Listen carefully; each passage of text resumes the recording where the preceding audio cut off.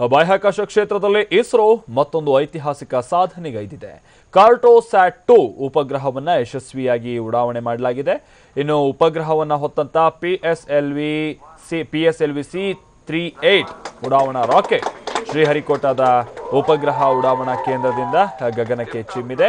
ಇನ್ನು polar satellite launch vehicle 712 kgಯ ಭೂಮಿಯ ವೀಕ್ಷಣೆಯ ಉಪಗ್ರಹ ಕಾರ್ಟೋಸ್ಯಾಟ್ 2 ಅನ್ನು ಕೊಂಡೊಯ್ದಿದೆ. ಇನ್ನು PSLV-C38 ಉಡಾವಣಾ ವಾಹಕದ್ದು ಇದು 40ನೇ ಯಾನವಾಗಿದೆ. ಇನ್ನು ಭೂ ಸರ್ವೇಕ್ಷಣಾ ಉಪಗ್ರಹಗಳು ಸರಣಿಯಲ್ಲಿನ ಕಾರ್ಟೋಸ್ಯಾಟ್ ಅಂದರೆ ಇದು ಭೂ ಸರ್ವೇಕ್ಷಣಾ ಉಪಗ್ರಹಗಳ ಸರಣಿಯ ಕಾರ್ಟೋಸ್ಯಾಟ್ 2 ಇದು ಉಪಗ್ರಹದೊಂದಿಗೆ 30 ಉಪಗ್ರಹಗಳನ್ನು ಕೂಡ ಒಟ್ಟಿಗೆ ಉಡಾವಣೆ ಮಾಡಲಾಗಿದೆ. ಇವುಗಳ ಒಟ್ಟು ತೂಕ ಹೆಚ್ಚು ಕಡಿಮೆ 955 kgಯಷ್ಟಿದೆ. ಕಾರ್ಟೋಸ್ಯಾಟ್ 2ನ ತೂಕವೇ ಹೆಚ್ಚು ಕಡಿಮೆ 712 kgಯಷ್ಟಿದೆ.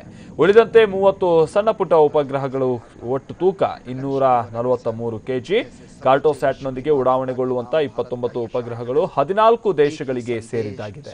ಆಸ್ಟ್ರೇಲಿಯಾ, ಬೆಲ್ಜಿಯಂ, ಚಿಲಿ, ಚೆಕ್ ರಿಪಬ್ಲಿಕ್ ಜೊತೆಗೆ Finland, France, Germany, Italy, Japan, Latvia ಜೊತೆಗೆ ಸ್ಲೋವಾಕಿಯಾ, ಯುನೈಟೆಡ್ ಕಿಂಗ್ಡಮ್ ಹಾಗೆ ಅಮೆರಿಕಾಗೆ ಸೇರಿದಂಥ ಉಪಗ್ರಹ ಕೂಡ ಇದೆ. ಇದರ ಜೊತೆಗೆ ಭಾರತದ ಒಂದು ನ್ಯಾನೋ ಉಪಗ್ರಹವೂ ಕೂಡ ಇದೆ. ವಿದೇಶಿ ಉಪಗ್ರಹಗಳ ಉಡಾವಣೆ ವಾಣಿಜ್ಯ ಉದ್ದೇಶದ್ದಾಗಿದ್ದು ಈ ಕುರಿತಂತೆ ಇಸ್ರೋದ ವಾಣಿಜ್ಯ ಅಂಗಸಂಸ್ಥೆಯಾದಂಥ ಅಂತರಿಕ್ಷ ವಿದೇಶಗಳೊಂದಿಗೆ ಒಡಂಬಡಿಕೆ ಮಾಡಿಕೊಂಡಿದೆ.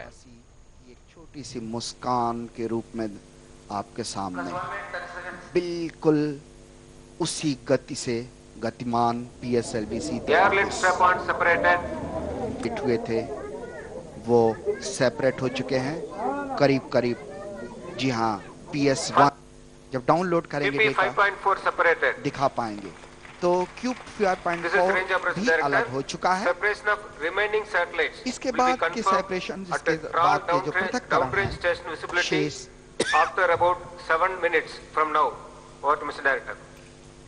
जी हाँ, जैसा कि अभी रेंज ऑपरेशन बता रहे थे कि 7 मिनट के बाद ये सेपरेशन हम दिखा पाएंगे। यान अपने पथ पर अग्रसर। चेयरमैन इसरो मिशन डायरेक्टर को बधाई देते हुए शिवन सर, कुन्नी कृष्णन सर, जय कुमार जी को